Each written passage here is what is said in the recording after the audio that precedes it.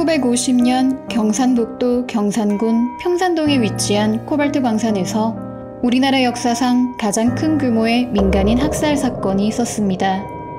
원래 코발트 광산은 충길광산이라는 이름이었는데 일제강점기 때 일본이 금과 은을 수탈해가며 보국광산이라는 이름으로 개명했습니다. 1940년 코발트 광맥이 발견되면서 군사용 코발트가 주산물이 되었는데 1945년 일제가 패망하며 광산도 폐쇄되었습니다.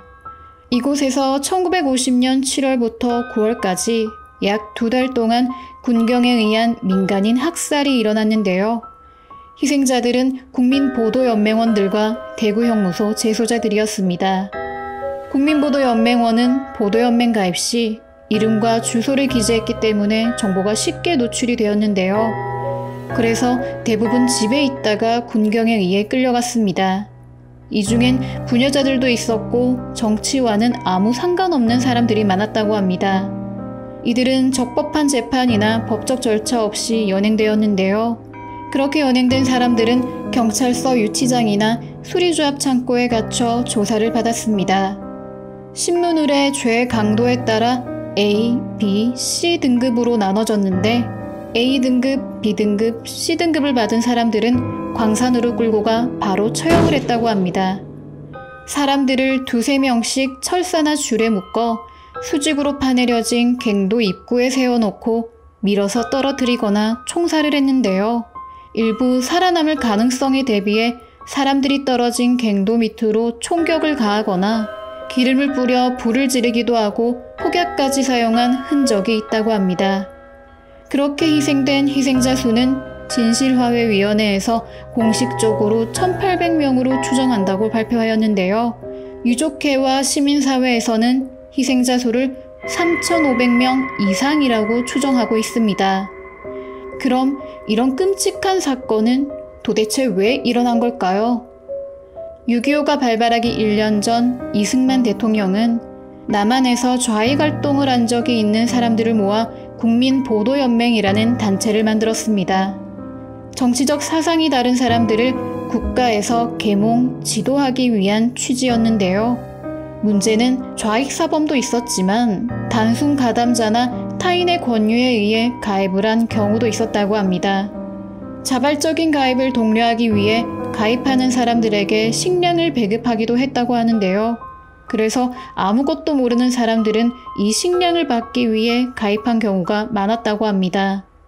보도연맹 회원수는 전국적으로 30만 명에 달했는데 6.25 전쟁이 일어나자 정부에선 보도연맹에 가입된 사람들이 북한 인민군의 동조에 국가안보에 위협이 될 수 있다며 보도연맹원들을 조직적으로 학살하기 시작했습니다. 영화 태극기 휘날리며에서도 나왔었는데요.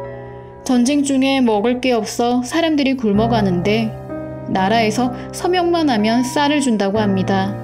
그래서 서명을 했더니 나중에 서명한 사람들을 찾아내서 빨갱이라고 몰아 학살하는 장면이 있었죠. 건장한 남자들은 보도연맹에 가입하지 않았더라도 끌려가고 치안요원의 개인 감정에 따라 끌려가기도 했다고 합니다. 얼마나 많은 죄 없는 사람들이 무고하게 희생이 되었는지 학살 이후 이 지역의 계율이 핏빛이 되어 1년 이상 지속되었다고 하네요. 그때 학살 장면을 목격한 사람들이 있었는데요. 그 증언에 따르면 수직동굴 수직갱에 사람을 8명씩 굴비 엮듯 밧줄로 엮어 세워놓고 실탄으로 한 번에 쏴서 죽였답니다.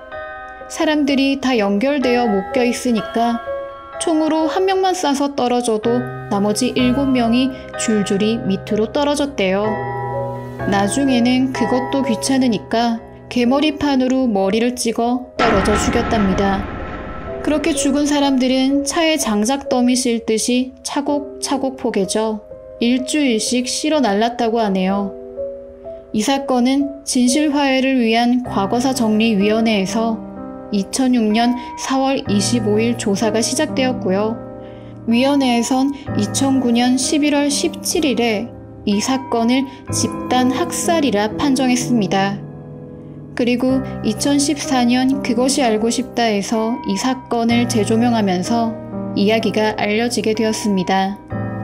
아직도 그곳엔 수많은 유골이 묻혀 있다고 하네요. 여기에 관련된 괴담이 많은데요. 그 후에 섬유 공장이 생겼는데 원인 모를 화재의 연속으로 사장이 를 했고 그 다음에 생긴 구두 공장 사장도 를 했다고 합니다. 그리고 마지막으로 대한민국 5대 흉가로 유명한 경산 안경공장이 생겼는데요. 회사 사장이 자고 있던 직원들에게 석유를 뿌리고 불을 질러 사장과 직원 22명이 사망했다고 합니다. 이 모든 사건들이 코발트 광산에서 억울하게 학살당한 원혼들로 인해 사장이 귀신에 씌여 그런 일이 일어났다는 얘기가 많았지만 확인되지 않은 근거 없는 괴담이라고 하네요. 안경공장은 1997년 부도로 폐업하였고 지금은 요양병원이 세워져 있습니다.